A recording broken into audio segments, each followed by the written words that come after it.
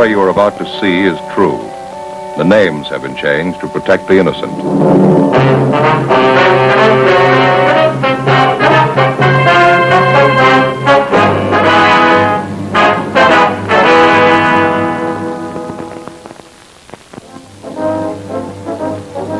It was Wednesday, February 6th. We were working the day watch out of Homicide Division. My partner's Frank Smith. The boss is Captain Lorman. My name's Friday. We'd gotten a report that a wealthy retired businessman had suddenly disappeared. We had two possibilities to work on: suspicion of suicide, suspicion of foul play. There was no lead to the man's whereabouts. We had to find him.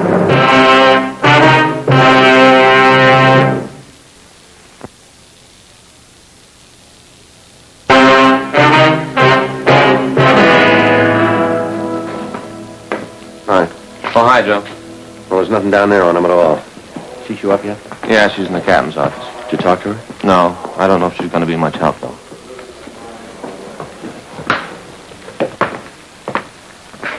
Miss Banner, I'd like to have you meet my partner, Sergeant Friday. How do you do? Joe, this is Miss Banner.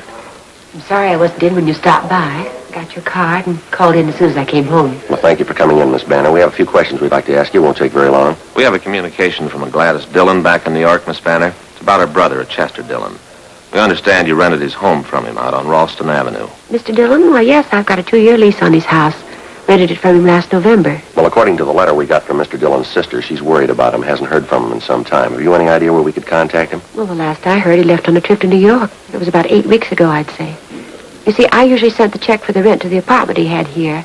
When he left on his trip, he told me to hold on to the rent checks, and he'd collect them when he got back. How long did you say he'd be gone? I don't remember definitely. I think he said 4 or 5 months. He didn't leave any forwarding address, any place you could contact him back in the East? No, he didn't. He just wanted to get away. Didn't want to be bothered with anyone. Wasn't feeling very well. Very depressed, poor man. Well, why was that, ma'am? Would you know? Well, his wife died just a few months ago, you know. No, ma'am, we didn't know. All his sister wrote was that she hadn't heard from Dillon. She was worried. She didn't give us any other information. Oh, yes, Mrs. Dillon died in last September, I think it was. Poor man felt terrible about it. Couldn't seem to get over it. That's why he rented the house to me. Reminded him too much of her. I see. Lovely home they have. Mr. Dillon said he didn't really want to rent it, but he couldn't stand being alone in the house. It's a large place, you know. Yes, ma'am. We checked with the people living in the house now. I understand you leased the place to them last month. Is that right? I subleased it, yes. You see, it just got to be too big for me. It was nice at first, but it got to be an awful lot of work. I rented it to this family and took a smaller house down the street. Would you happen to know any of Mr. Dillon's friends in the city, Miss Banner? Anyone we could contact who might know where we can locate him? Well, I don't know. He didn't seem to have any friends. He and his wife had been in the city only a year before she died. He was retired, you know. Yes, ma'am. And we talked to some of the neighbors out there. They couldn't tell us much about Mr. Dillon. Maybe some of the people he did business with might know something. Have you tried the neighborhood bank out there? I know that's where Mr. Dillon had his account. No, ma'am, we haven't. I can give you the bank's address. It's about all, though. That's the only contact you know of, huh? I'm afraid so, yes. I didn't know much about Mr. Dillon's private affairs. Whenever I talked to him, it seemed the only thing he had on his mind was his wife's death. Just couldn't seem to get over it. Seemed like he didn't want to get over it. You mentioned that when you leased his home, Mr. Dillon took an apartment. Do you happen to have that address, Miss Banner? I don't have it with me now, but I have it at home. I can call in and give it to you if you like. If you would, please. Certainly. Well, thank you very much, Miss Banner. You have our card. When you hear anything from Mr. Dillon, we'd appreciate it if you'd call us. Surely, I'll call you right away. Do you think something could have happened to him? Well, it's possible, ma'am. We don't know. All we have is the letter from his sister. It does seem kind of strange, doesn't it? He wasn't feeling too well. I wondered why he hadn't contacted me about sending the rent money to him. Such a nice man, Mr. Dillon. Certainly hope nothing's happened to him. Now, you say he was very depressed about his wife's death, ma'am. Would you say that it was getting to be a little abnormal with him, maybe? Well, I wouldn't know about that, Sergeant, but I do know he brooded about it all the time. He felt he'd lost everything. Didn't seem to want to go on. You ever give any idea that maybe he might take his own life? I mean, brooding over his wife? Oh, no, nothing definite. Just depressed and moody all the time.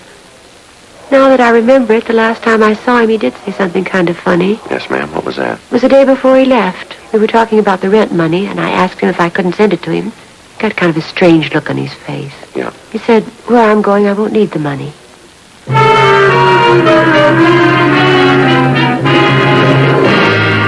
The day before we called on Lucille Banner for an interview, a letter had been received from a Miss Gladys Dillon in Elmira, New York. Her request was routine. It was one of thousands of similar letters received every year by police departments all over the country. Each one of them has to be worked out to the satisfaction of all parties concerned. The person who's reported missing and the person who's looking for them. It's an enormous job requiring thousands of man-hours annually. Like the dozens of other investigations handled by the police officer, some of them end happily, some of them in tragedy. Whatever the result, the finding of a lost person is just as important a function of your local police department as any other investigation. Gladys Dillon hadn't heard from her brother recently. She was worried about him. She asked us to investigate. Our initial interview with Lucille Banner, the woman who'd rented Chester Dillon's home, failed to yield much of a lead as to his whereabouts. The only source of additional information she could offer was the neighborhood bank where Dillon had his account. 1 o'clock that afternoon, Frank and I drove out to interview the manager of the bank, a Mr. Harrison. Oh, yes, that's right. Mr. Dillon's had his account with us ever since he came to Los Angeles. I know him quite well. Is there something you'd like to know about him? Yes, sir. We've had a request from his sister in New York. She'd like to locate him. Well, I'm pretty sure his account's still open here. Matter of fact, I'm positive it is. Just a moment. I'll have the clerk get his file. Thank you very much. Thanks. See, this reminds me, Joe, I got to go to the bank tomorrow. That's so? Yeah, payment on my car's past due. I only got 2 more to go. Well, you're in fine shape. I got 8 more to go. I'm not in fine shape, Joe. 2 payments to go, and already Fay wants a new one. Never fails. Here we are, Sergeant. Just as I thought. Mr. Dillon's account's still open. Uh-huh. Have there been any recent deposits or withdrawals on the account? Well, let's have a look here. Just as I thought. Nothing since he left on his trip. The last withdrawal date was November 27th. He mentioned to you he was going on a trip, huh? Yes, that's right. I think he said he was going back to New York. You see, his wife died recently. He didn't take it too well. Did he leave any instructions about his account with you, Mr. Harrison? Any address you could contact him at if you had to? No, he didn't leave any instructions with me. No address. It's just a vacation trip. He said he didn't expect to be gone too long. Did he mention how long it would be? 5 or 6 weeks, I think that's what he said. I happened to talk to him about it because at the time he made quite a sizable withdrawal. I thought maybe he was a little unhappy with our service. Mm-hmm. How much was the withdrawal, sir? Well, let's see. Yes, here it is. November 27th, he withdrew $2,400. Was that in cash or in traveler's checks? Well, let me see. No, shows here that was in cash. Mr. Harrison, you said a minute ago you knew Mr. Dillon pretty well, huh? Yes, that's right.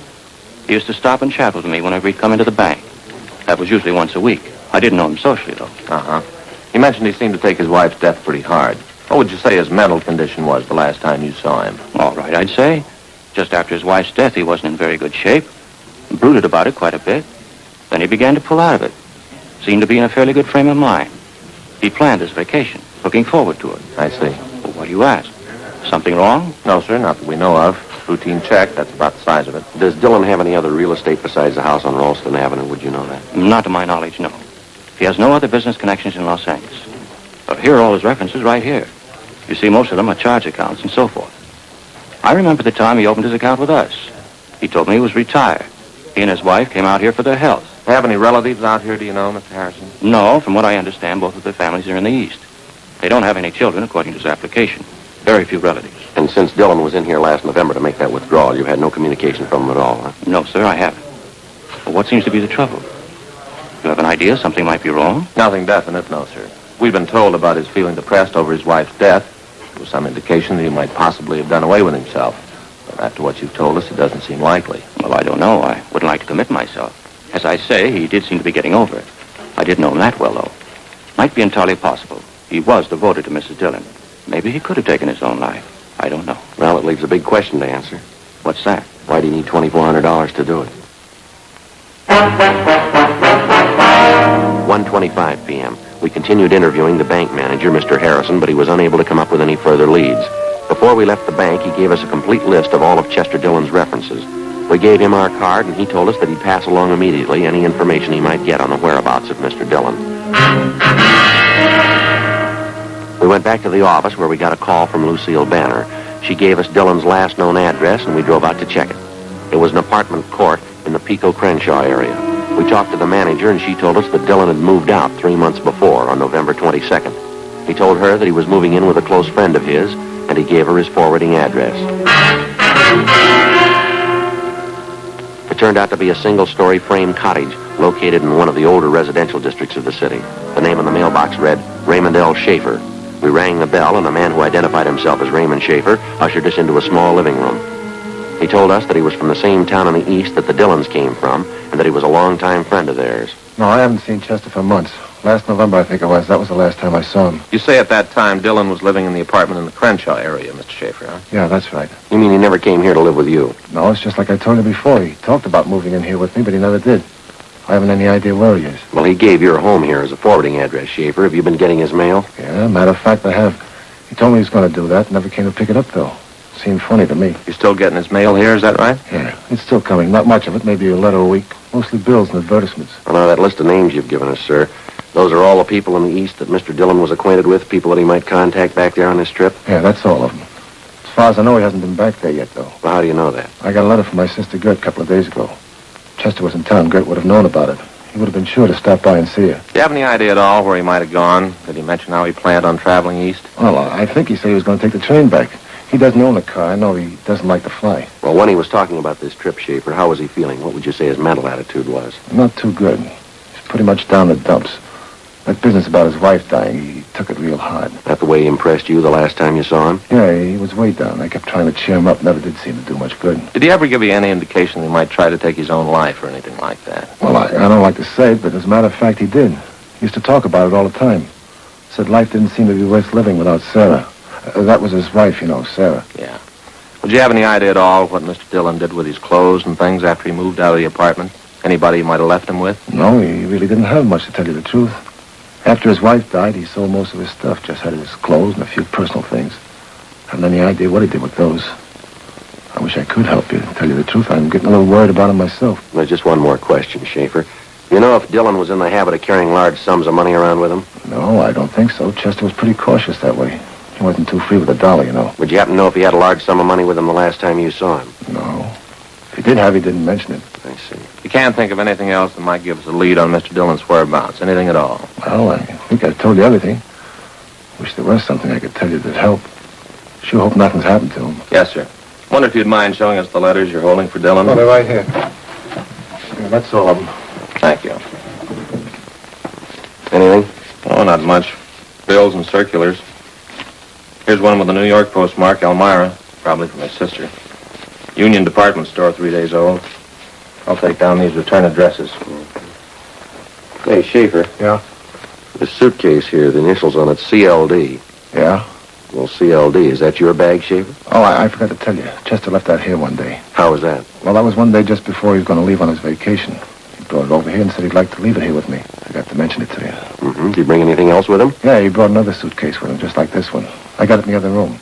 He said he wanted to leave him here when he was on his vacation. Sorry, I forgot to mention it. Or maybe you forgot something else, Schaefer. What? Most people take their suitcases with them on a trip, don't they?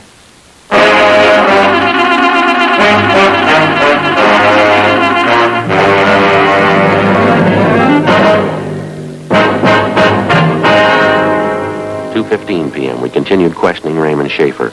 We opened the suitcase labeled with the initials of Chester Dillon and found an assortment of personal items which Schaefer told us belonged to Dillon and his late wife.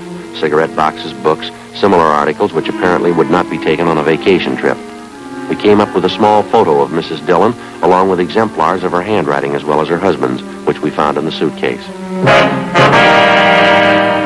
After we left Schaefer's home, we checked him through R&I and found that he had no criminal record. We checked further with friends and acquaintances of both men and found nothing to indicate that Schaefer was in any way involved in the disappearance of Chester Dillon. 3:30 p.m. We called the office and found that there'd been no answers so far to the broadcast and the missing persons bulletin we'd gotten out on Dillon. We started checking the references given us by the bank. First was the Union Department Store. It was located on Main Street in the south end of town. We checked with the credit department to see what information we could get from them. Yes, here's the account on the Dillons right here. Chester L. and Sarah J. on Ralston Avenue. Yes, ma'am, that's it. What information would you like, officer? Well, we're trying to locate Mr. Dillon, ma'am. Has there been any recent change of address on that account? Why, no, there hasn't. Have they moved, do you know? Well, we don't know that, ma'am. We don't know the present address. We do have an outstanding bill of theirs, I noticed. Sent them several form letters. We've been trying to contact them ourselves. Are there any recent charges in that account, ma'am? Let's see. No, nothing too recent. The last charge was made on December the 5th. Thursday, December 5th. That's 2 weeks after he disappeared, Joe. Yeah. What does that account show there? What did Mr. Dillon buy? Well, Mr. Dillon didn't buy anything. Ma'am? The slip was signed by Mrs. Dillon.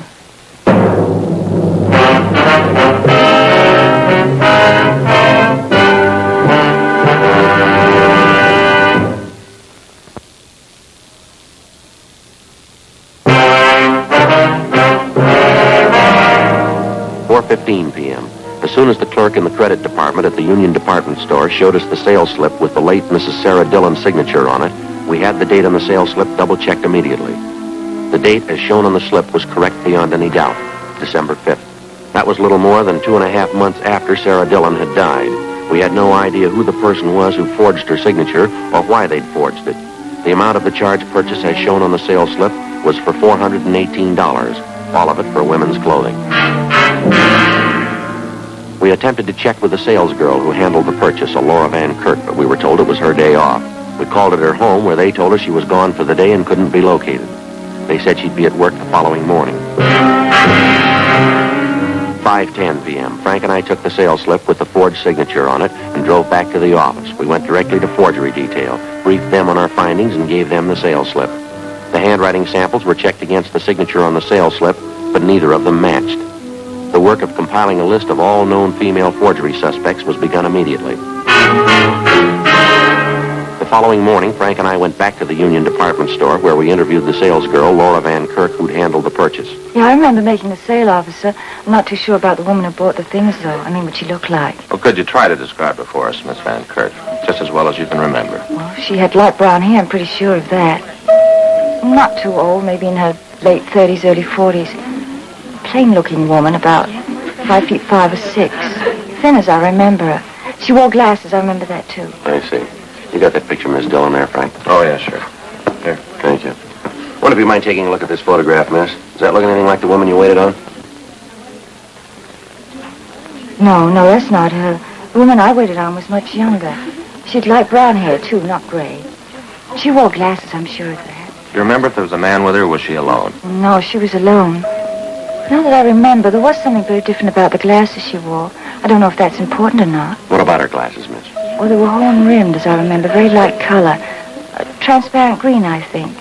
Very smart-looking. Well, let's see if I have this right. Light brown hair, slight build, late 30s, early 40s. Wore horn-rimmed, transparent green glasses, huh? That's right.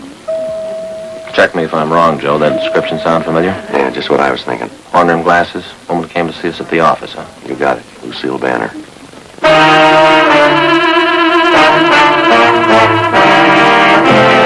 Frank and I went back to the office and had Lucille Banner checked through R&I. She had no criminal record. Then we drove to the home on Ralston Avenue, which Chester Dillon had leased to Lucille Banner, and which she, in turn, had sublet. We obtained a copy of the lease, which the Banner woman had with the current tenants, and which bore her signature. We brought the copy of the lease downtown, gave it to Don Meyer in handwriting, and asked him to compare Lucille Banner's signature with the signature on the sales slip we'd obtained from the Union Department Store. I got it. Homicide, Smith. Oh, yeah, Don. That's so? Yeah, right. Thanks a lot.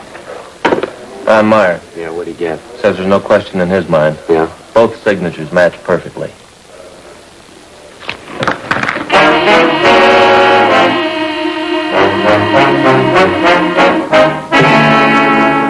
What the reason was behind Lucille Banner's forging the signature of Mrs. Dillon on the sales slip, we didn't know.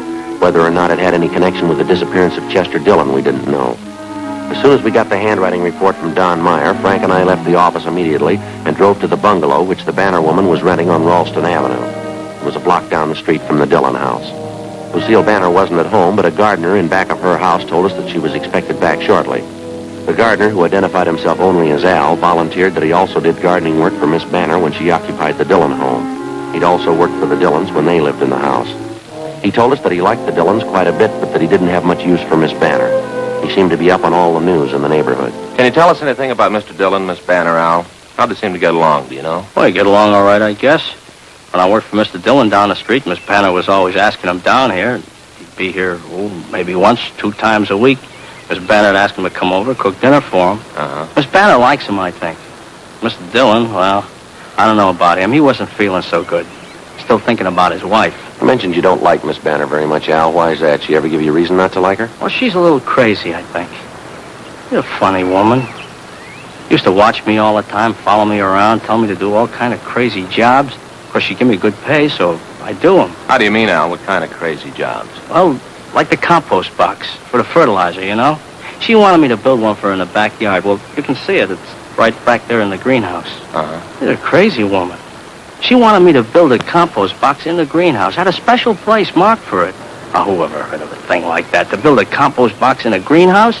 It's crazy. You built it for her, did you? Well, yes, but not inside the greenhouse. I built it outside the greenhouse, right next to the greenhouse. But when she came out and saw it, she went crazy almost. Called me names, real crazy. She made me tear it up, and she made me build it inside the greenhouse, right on the place she had marked for it. That's funny, then. Yeah. When did all this happen, Al? Would you remember when you built that compost box, I mean? Oh, about 2 months ago. Yeah, about that. Yeah, I remember it was just after Mr. Dillon went away. I tried to tell Miss Banner, who ever heard of a compost box in a greenhouse? But she wouldn't listen. She had to have it built on a certain place, right in the greenhouse. A little piece of ground in there. The box had to go right on top of it. Mm-hmm. You figured she acted a little strange about it, do you? You'd think she had something there, a little piece of ground. You'd think she had something to hide.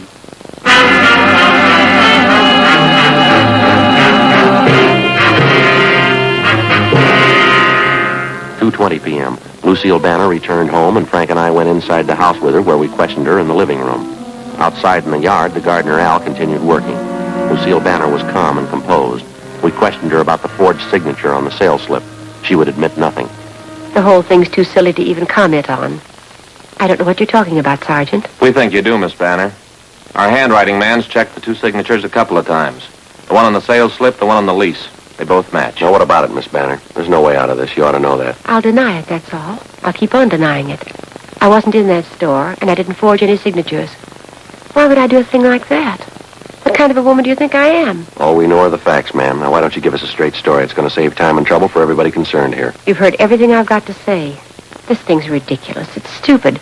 I'm not answering any more questions. Afraid you'll have to come downtown with us. What good is that going to do? I'll just keep on denying it. You can't make me say that I did a thing like that. All right, Miss Banner, let's go. All right.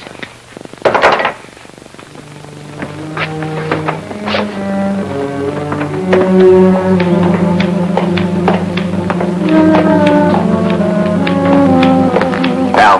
Yeah? See you a minute. Sure. Oh, hello, Miss Banner. Al, what's this all about? What you trying to do? Just a couple things we want to check here in your backyard, Miss Banner. It won't take us very long. You have no right to be here. I'll call my lawyer. Call him as soon as I get to a phone. Yes, ma'am. What are you trying to prove? You have no right to be here, no right at all. Yes, we have, ma'am. What? Did you kill Chester Dillon? Did you kill him? All right, Al, you got a shovel? Yeah? Compost box in the greenhouse. You want to start digging? All right.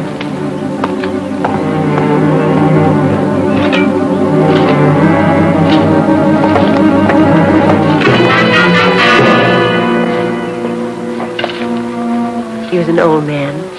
So old. And he was sick. Ma'am? He didn't want to live anymore. He didn't have any reason for living. Why shouldn't he give me the house? Why shouldn't I have his money? I was nice to him. Cooked for him. Wanted to take care of him. He just didn't want to live anymore, that's all. All right, Al. You can stop digging.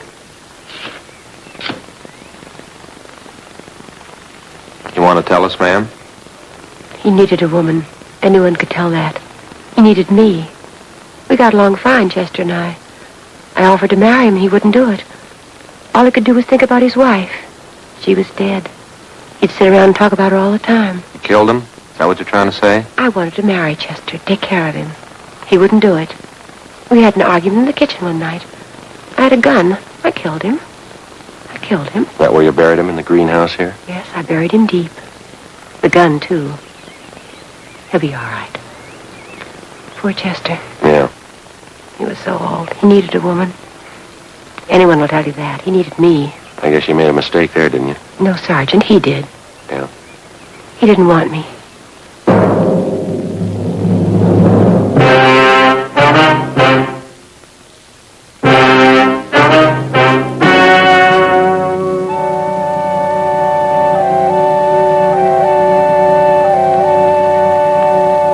On June 2nd, trial was held in Department 86, Superior Court of the State of California, in and for the County of Los Angeles.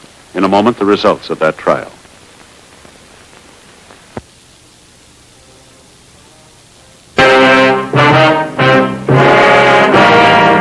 The suspect was tried and convicted of murder in the first degree.